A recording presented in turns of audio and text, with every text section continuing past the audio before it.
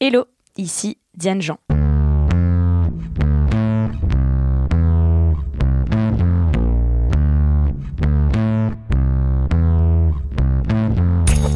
Il y a des moments dans la vie que le coronavirus ne peut arrêter. Il peut en bouleverser l'expérience, mais épidémie ou pas, confinement ou pas, ces moments-là, quand ils doivent se passer maintenant. Quand c'est le cas, pas le choix, on fait avec, on s'adapte, quelles que soient les circonstances. Entre le 17 mars, début officiel du confinement, et le 7 avril 2020, date à laquelle nous diffusons cet épisode, il y a déjà eu en France environ 40 000 naissances, d'après les données de l'INSEE. 40 000 naissances, c'est 40 000 nouveau-nés, tout autant de mères, sans parler du personnel médical dédié et des autres parents proches quand il y en a. Il y a aussi toutes les autres personnes enceintes qui attendent avec plus ou moins d'angoisse la fin de leur grossesse. Bref, pas mal de monde concerné. En plein état d'urgence sanitaire, comment vivre sa grossesse, comment accompagner une naissance et surtout où trouver la force de donner la vie quand on a peur pour la sienne et que chaque jour la planète compte ses morts, ce sera notre épisode du jour. Bienvenue dans Programme B. Précision avant de démarrer. L'épisode qui va suivre n'est en aucun cas une injonction à faire des enfants. D'ailleurs, si vous êtes enceinte, que votre grossesse soit désirée ou non, que vous souhaitez avorter ou pas, ou si vous subissez des violences, nous avons mis quelques liens dans la description de l'épisode et sur le site binge.audio pour vous aider. Je suis confinée en région parisienne, dans le Val-de-Marne. Je suis actuellement avec mon conjoint et mon bébé. C'est mon premier enfant, c'est ma première petite fille.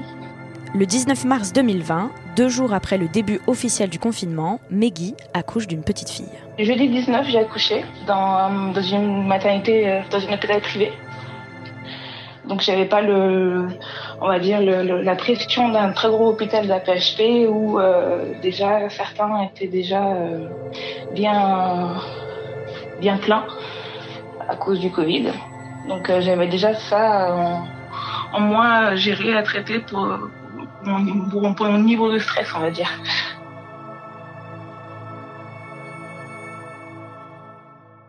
Depuis la toute première allocution d'Emmanuel Macron, mi-mars, beaucoup de femmes enceintes, de mamans célibataires ou de jeunes parents se demandent qui de la mère, du fœtus ou du bébé qui va naître est le plus à risque. Ils se demandent aussi quelles sont les consignes mises en place dans les maternités. Pas facile de s'y retrouver, alors pour apporter un peu de clarté, le personnel soignant se mobilise partout, comme il peut. Par exemple, 2 médecins de l'hôpital La Pitié-Salpêtrière à Paris ont décidé de publier leur savoir et leurs conseils sur YouTube. Je m'appelle Laura Berlingot, je suis donc médecin gynécolo-obstétricienne à La Pitié-Salpêtrière. Et je m'appelle Jacques Nizar, je fais comme Laura et on travaille ensemble. Laura et moi, on s'était dit qu'on allait faire tous les jours une petite vidéo très courte pour vous dire où est-ce qu'on en est des connaissances pour les femmes enceintes ou les femmes qui viennent d'accoucher, en se basant sur là où nous en sommes dans le service et les infos qu'on a et qu'on distribue. Je suis enceinte de 6 mois et demi. Je dois accoucher le 16 juin avec un ventre qui devient quand même assez un peu imposant. Depuis la mi-mars, le Haut Conseil de la Santé publique, instance consultée par le ministère de la Santé, recommande aux femmes enceintes qui, comme Aude, en sont à leur 3e trimestre, d'arrêter de travailler et d'éviter de sortir. Donc actuellement, nous sommes dans une maison en Charente-Maritime. J'ai arrêté de travailler depuis maintenant presque 2 semaines suite à une nouvelle mesure du coup qui est passée, comme quoi les femmes enceintes devaient arrêter de travailler. Et du coup, je reste à la maison depuis 2 semaines avec mon conjoint et on a un chien. J'ai récupéré un tapis roulant que j'avais dans un garage, donc je m'entraîne aussi à marcher sans sortir pour éviter le diabète gestationnel. Donc ça me fait du bien. La bonne nouvelle, c'est que les fœtus ne sont a priori pas contaminés pendant la grossesse. Pas de risque de malformation ou d'anomalie du développement, donc bon, ça c'est la bonne nouvelle. Donc le Covid, ça peut provoquer de la toux et de la fièvre.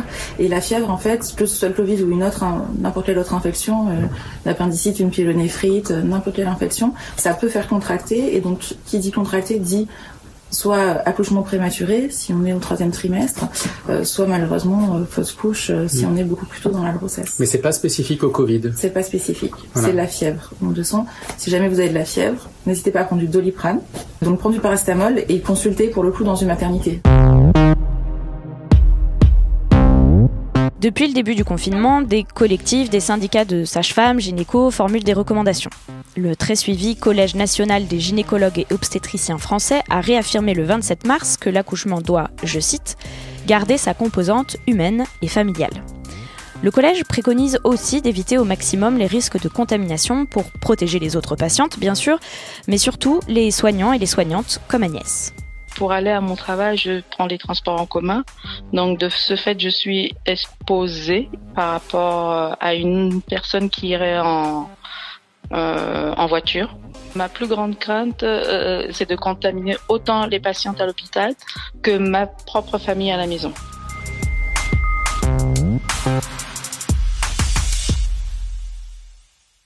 Plus on avance dans le terme, plus on a des questions aussi, des interrogations, des choses pratico-pratiques qu'on a envie de développer et qui sont pas possibles du coup parce que mon rendez-vous sage-femme de cette semaine a été annulé en fait. Et on maintient juste l'échographie dans 2 semaines. Donc là, si j'ai des questions, je pourrais leur poser, mais je sais pas du coup combien de rendez-vous vont être annulés, s'ils le sont tous ou pas. Je pense que les sages-femmes à l'hôpital sont relativement disponibles, mais c'est pas pareil de devoir les appeler si on a une question que d'avoir un rendez-vous fixe et d'être sûr d'avoir un temps prédéfini pour nous pour pouvoir leur en parler. Les discussions qu'on peut avoir avec elles depuis le confinement, tournent beaucoup plus sur le confinement qu'autre chose. Combien de temps ça va durer. Cette échographie, je leur ai demandé au niveau des sages-femmes, mais la présence de mon conjoint est interdite pour ce dernier rendez-vous. Et comme c'est la dernière échographie, c'était assez troublant pour nous de savoir qu'il pourrait pas y assister, parce qu'en plus en France, contrairement en Belgique, on n'a pas le droit de filmer les échographies, voir ce qui se passe, le mouvement du bébé. Donc je vais pouvoir récupérer les photos, mais ça reste des moments très intimes, très rares aussi, puisque 3 en 9 mois, c'est quand même pas beaucoup. Et du coup, je suis très déçue de devoir vivre ce moment toute seule, sans lui. Même si je vais récupérer les photos, ce sera pas pareil. On va mettre en place, on apprend tous, on fait des consultations en FaceTime, en Skype avec le conjoint qui est dehors et qui regarde et qui pose des questions. On va inventer, on a de la chance, on est dans une période où on a de la chance, on est dans une période où la technologie nous permet quasiment tout, on va l'exploiter à fond, mais essayons d'éviter de contaminer tout le monde et d'être malade. À l'hôpital, les patientes, elles ne sortent pas. Donc c'est moi qui viens de l'extérieur et qui est susceptible d'apporter quoi que ce soit. Et chez moi, mes enfants, ma famille ne sort pas non plus. Et donc c'est exactement la même chose. Déjà à l'hôpital, quand j'arrive, je me change au vestiaire. Toute ma tenue de l'extérieur, elle reste au vestiaire. Je me mets en tenue de l'hôpital. Je me lave les mains, fortement même, on va dire. Et après, je prends mon service. Ça s'est passé, c'était vers 2h du matin. Donc on est rentré dans une entrée surveillée. Et il y avait une grande question, c'est de savoir si le lendemain, il pouvait être avec moi en salle de naissance pour accoucher, puisqu'il y avait une petite restriction sur certaines maternités où certains pères ne pouvaient déjà pas assister à la naissance de leur enfant. Pour l'instant, salle de naissance, une personne accompagnante est autorisée au moment de l'accouchement. Voilà, pour l'instant, et c'est très spécifique à notre service, on ne peut pas vous garantir que tous les services font la même chose. Ma maternité prend la décision de ne pas laisser entrer le papa pendant l'accouchement de la femme. C'est actuellement, donc sachant que moi j'accouche en juin, ça pourra changer, mais c'est des mesures en effet qui aujourd'hui sont très stressantes, parce que l'idée de devoir accoucher sans son conjoint pour un premier enfant, pour moi c'est impensable qu'il puisse être absent de ce moment-là, déjà pour lui, parce que ça fait une privation de quelque chose de magique qui peut-être ne se reproduira pas, même si on a envie peut-être d'autres enfants, je sais pas si ça pourra se reproduire, donc c'est peut-être quelque chose qui va manquer à tout jamais. Et pour moi, parce que c'est un moment qui même si aujourd'hui je suis sereine et reste quand même très stressant de mettre un enfant au monde et de devoir le mettre au monde toute seule entre guillemets, même s'il y aura du personnel soignant, sans aucun appui au niveau symbolique, intime, etc., de quelqu'un qui vous connaît. C'est très angoissant et ça m'a même mis en tête l'idée de peut-être accoucher toute seule. Enfin voilà, je me suis renseignée sur différentes démarches. Je pense pas être prête aujourd'hui à passer non plus à ce stade-là, et on verra l'évolution par rapport au Covid-19, mais c'est vrai que cette idée d'accoucher sans le conjoint est assez terrifiante. Et je trouve que ce serait un vrai manque, que ce soit pour lui comme pour moi. Donc moi j'ai eu de la chance, puisque le lendemain, il a pu assister à l'accouchement, enfin rester avec moi pendant tout le temps du travail qui allait quand même durer 12 heures et rester 2 heures après la naissance de mon bébé. Mais ensuite, quand je devais retourner en chambre, il a dû partir et jusqu'à ce que je sorte de la maternité, 4 jours plus tard. Ensuite, on m'a dit que à partir du lendemain de mon accouchement, les pères n'étaient plus admis, donc les prochains qui devaient accoucher, ils allaient accoucher sans conjoint. Bon, ça m'a un peu perturbée. Enfin, heureusement, j'ai eu beaucoup de chance parce que moi, la veille, j'avais pu, mais ceux qui suivaient après moi, elles n'avaient pas cette chance, malheureusement. Et j'ai su aussi que certaines qui devaient sortir le lendemain, en fait, leur mari ne pouvait même pas venir jusqu'à l'étage de la maternité, puisqu'il était déjà presque confiné. Les instructions changeaient d'heure en heure, quoi. Et moi, moi, ça allait finalement, puisque comme on devait déjà être confiné, j'étais déjà à l'hôpital. Enfin, c'était pas très grave. C'était juste la solitude du fait que ma famille ne pouvait pas venir me voir, quoi. Mais j'ai eu une très bonne équipe qui s'assurait quand même que tout allait bien et que voilà. J'ai eu une très bonne prise en charge, heureusement. Je suis restée sans visite, sans rien pendant 4 jours. Les mamans avec leur bébé sont confinées dans leur chambre. Elles n'ont pas, il n'y a plus d'espace commun. Les visites sont interdites aussi. Donc elles n'ont plus le droit de recevoir qui que ce soit. Ni enfant, ni compagnon, ni qui que ce soit. De ce fait, nous sommes le seul contact de la journée qu'elle puisse avoir depuis le confinement. Ensuite de couche, 0 visite. Ça veut dire que c'est triste, c'est difficile, mais les mamans vont être seules en suite de couche. L'idée, c'est de ne pas infecter que les visites n'amènent pas le virus à la maman et à son nouveau-né et qu'elles ne l'amènent pas non plus aux soignants. Pour nous, ça représente un énorme challenge de protection pour s'occuper d'une maman qui doit accoucher et qui est symptomatique et malade et qui va mettre plein de virus dans l'air. C'est dangereux pour les soignants, donc on va essayer de mener ces protections au maximum. Mais encore une fois, il faut éviter que ce virus se répande dans la population et notamment dans la population des soignants. À la maison, quand j'arrive, la première chose, c'est que je me déshabille à l'entrée. Mes enfants sont prévenus qu'ils ne doivent pas venir me faire de bisous ou quoi que ce soit avant que je me sois complètement déshabillée et mis mes vêtements à la machine à laver. Et après, je vais me doucher et seulement après, on peut commencer à passer un moment ensemble.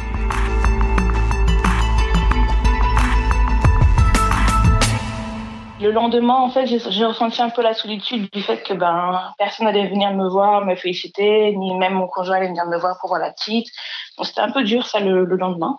C'est assez dur parce qu'il n'y a pas le contact humain, quoi. Surtout les premiers instants de bébé, c'est assez important. Donc ça, il l'a pas eu. Et bon, on fait avec. Et puis c'est surtout pour mes parents. Pour ma famille, c'était un peu assez difficile, quoi, parce qu'ils revenaient d'être grands-parents, ils pouvaient pas se déplacer et voir la petite, quoi. Et vu comment ça allait se passer pour la suite, elle serait déjà, entre guillemets, grande avant qu'ils puissent les voir, quoi. Donc c'est assez compliqué. On a eu la chance, en effet, d'avoir bien anticipé, d'avoir une chambre qui est déjà complète, en fait, avec tous les habits, les lits, la poussette. Enfin voilà, on a déjà tout l'essentiel pour accueillir notre petit garçon s'il était amené à arriver avant le terme. Ce qui est rassurant du coup au vu des boutiques qui sont fermées, des magasins où ça devient plus compliqué, du service de la poste, je sais pas s'il est toujours aussi fonctionnel. Donc voilà, c'est quand même rassurant de savoir qu'on a l'essentiel aujourd'hui s'il y a quoi que ce soit, encore une fois dans une démarche d'anticipation. Alors du coup, on a fait des milliards de photos pour satisfaire à peu près toute la famille et des petites vidéos d'elle à ses premiers instants.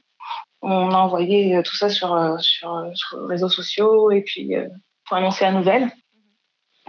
Donc du coup, tout le monde a eu cette petite bride de photos et de vidéos et à peu près 1 à 2 fois par jour pendant toute la durée de mon séjour. Donc voilà, c'est comment ça s'est passé.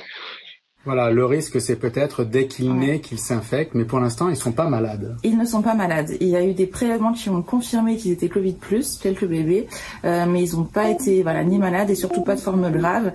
Il y a aussi les gestes barrières à adopter pour le bébé, c'est-à-dire bien se laver les mains. Quand on lui parle, étant donné que c'est un peu compliqué pour un bébé parce qu'il faut quand même nous parler assez près et pour qu'elle puisse nous voir ou reconnaître les silhouettes, comme si on lui donnait le biberon, c'est-à-dire à peu près à 20 cm de son visage, c'est quand même assez près pour transmettre la maladie si on est malade. Donc essayer de faire ça le moins possible, éviter tout ce qui est bisous près de son visage. C'est assez compliqué puisque on ne respecte pas toujours, mais et bien stériliser aussi toutes ces affaires, voilà. Et faire attention aussi quand on sort pour faire des courses, puisque de toute façon, même si c'est confinement, on est obligé de sortir. C'est-à-dire bien se déshabiller, bien se laver les mains de tout ce qu'on touche et désinfecter de près tout ce qu'on peut, quoi. Désinfecter tout ce qu'on peut, se laver les mains dès que possible, se changer quand on rentre des courses. Ces gestes barrières, finalement, on les adopte sans savoir quand est-ce qu'on va pouvoir s'en passer. Une autre incertitude, c'est celle des ressources. Va-t-on garder son emploi ? Va-t-on gagner assez pour s'en sortir ? C'est un souci que nous partageons toutes et tous, mais ce flou est d'autant plus difficile à gérer quand il y a une nouvelle bouche à nourrir. Et comment tenir le coup dans tout ça ? Aude, enceinte de 6 mois et demi, que vous avez entendu au début de cet épisode, est aussi psychologue, et voici son conseil.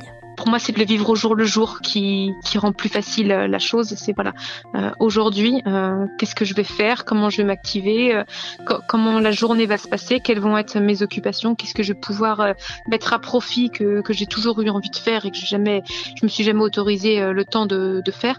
Et ça, à réévaluer quotidiennement au jour le jour, plutôt que d'anticiper sur la durée et de faire du coup des achats presque compulsifs et de commencer à stresser en s'attendant au pire. On n'en sait rien du tout, donc pour moi c'est pas mal de lâcher prise et du relativisme.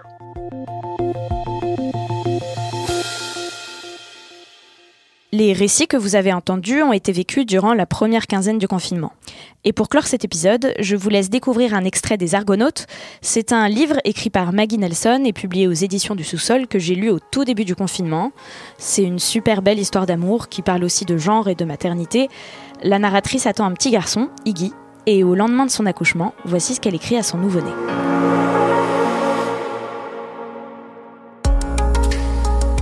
Je veux que tu saches. Tu as été considéré comme possible, jamais comme certain, mais toujours comme possible, non pas à un moment en particulier, mais pendant plusieurs mois, même plusieurs années d'essais, d'attente, d'appels, quand, à travers un amour parfois sûr de lui, parfois fragilisé par la perplexité et le changement, mais toujours engagé à se comprendre plus profondément, deux êtres humains, dont l'un est par chance ni mâle ni femelle, et l'autre femelle, plus ou moins, ont voulu profondément, obstinément, farouchement, que tu sois.